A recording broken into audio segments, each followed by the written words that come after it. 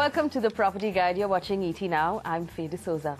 This show aims to give you all of the information you need to buy property in India, whether you're buying a home to live in or you're just making smart investments in real estate.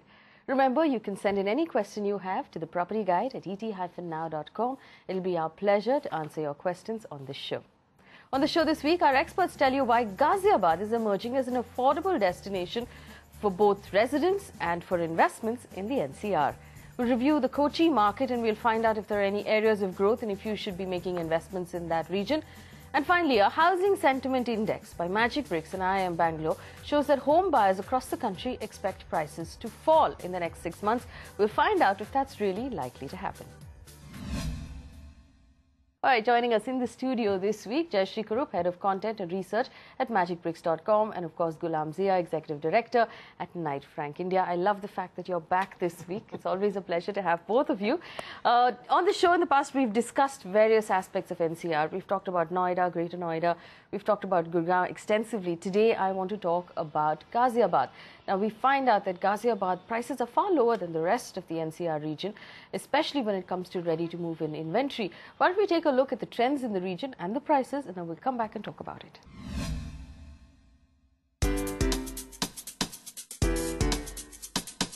It's no secret that prices of homes within Delhi city limits are unaffordable for the average salaried professional. And luxury development in Gurgaon and Noida are quickly becoming part of the same category. Which is why Ghaziabad is fast becoming the affordable housing destination in the NCR. Ghaziabad is an hour's drive from Delhi, fairly close to both Gurgaon and Noida. The newly widened NH24 and NH58 and the Delhi Metro are adding to its appeal. According to magicbricks.com, key investment locations in Ghaziabad are Indrapuram, Vaishali, Crossings Republic and Rajnagar Extension. Magic Bricks also tells us that Rajnagar Extension prices have increased a whopping 56% in 2 years and are now trading at about 2,925 rupees a square foot. Crossings Republic, on the other hand, has seen a rise of 53% in 2 years and is currently trading at about 3,500 rupees a square foot.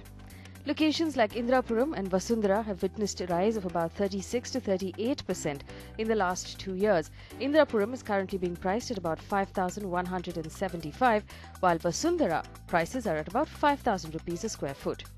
On the other hand, Bopura has witnessed an increase of 22% in the last 2 years, and prices of homes here are trading at about 3,025 rupees a square foot. All right, so that's Ghaziabad for you. Ghulam, I would have come to you first as an investment option.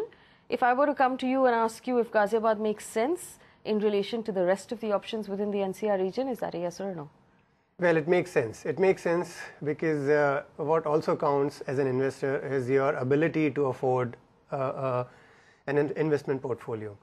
So if you're talking about somebody who has not more than 25 to 50 lakh kind of money to invest in, then obviously the options are limited, and Ghaziabad definitely is one of the prime possibility if you are belonging to that category.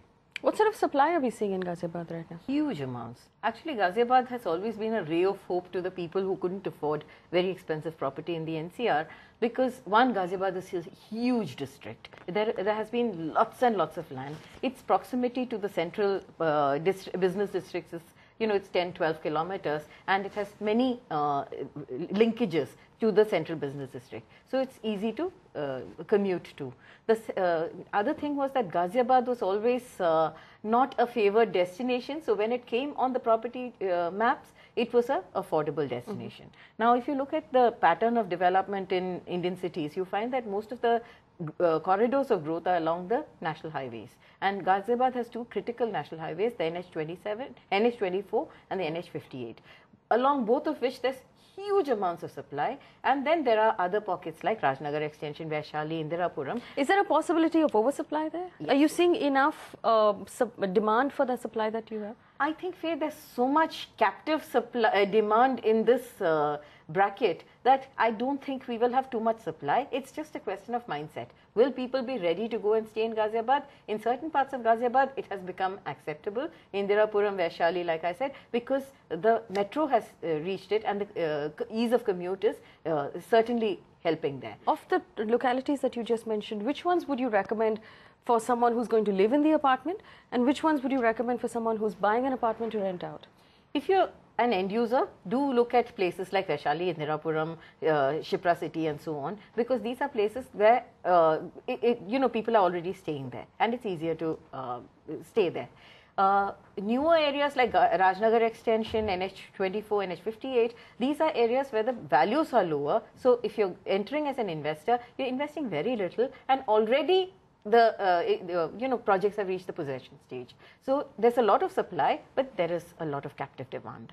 Ghulam, when we talk about investments, how much of an uptick do we expect, say, over the next 5 to 10 years? You see, as she mentioned, one or two of these locations which are, Kaushambi and Vasundhara, Vaishali, these are a few locations where the price appreciation has already happened because of metro. But on the other side, the new developments where the affordable section is coming up, whether it is Crossing Republic or Rajnagar, these are locations where you can afford the housing. However, they are not too very, would I say, accessible by the existing metros, etc. So that is where you still have possibilities of price appreciation. If your infrastructure is improving there, obviously you will get the price increase coming in. If you're looking to buy a home in Ghaziabad, here are some investment options that could make sense for you. If you're looking to buy a home in Ghaziabad, here are properties that might be of interest to you. Zenith from the Saya Group, Jupiter from the Angel Group, Rise from Keltec Infrastructure, River Heights from Landcraft Developers, Gulmohar Garden from the SVP Group, Sanskriti from the Antriksh Group, Livingston by Supertech, Springview Heights by Sare Homes, Gaur Cascades by Gaur Sons, The Nest by Asotech, Advantage Phase 2 by ATS Greens, Mahagunpuram and Majestic by Mahagun, Symphony by Paramount, and Aranyam Valley by Wave Infratech.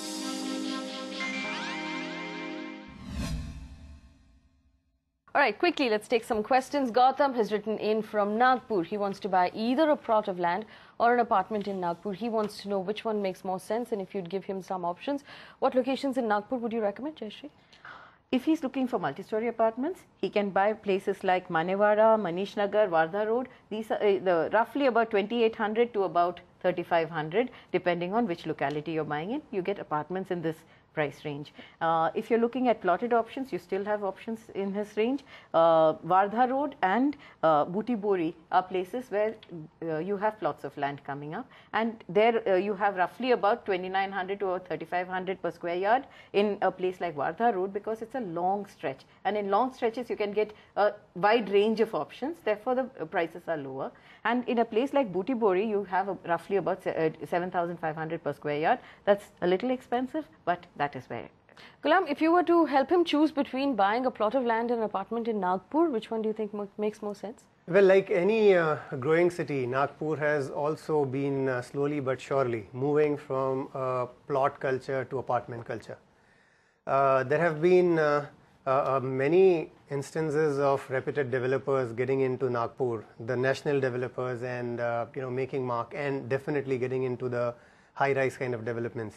I can talk about Tata's, the Trill, that Tata Realty is there. You have Godrej, Mahindra's, B. Bilimoria, etc., so on and so forth. These are the people who have actually walked in, and they are doing developments which are vertical, which are high-rises. But having said that, now if we have to look at plots for doing one's own houses, then one has to really go far off. The inner ring road, outer ring road, both are today ready. Outer ring road is today, well, about 6-7 months back it was thrown open. So I would rather, if I would be there, I would rather look at some apartment rather than buying a plot. But apartment from a reputed national developer. That's right. All right, time for a very short break. When we come back, we'll review the Kochi real estate market and also answer some very quick questions. Stay tuned.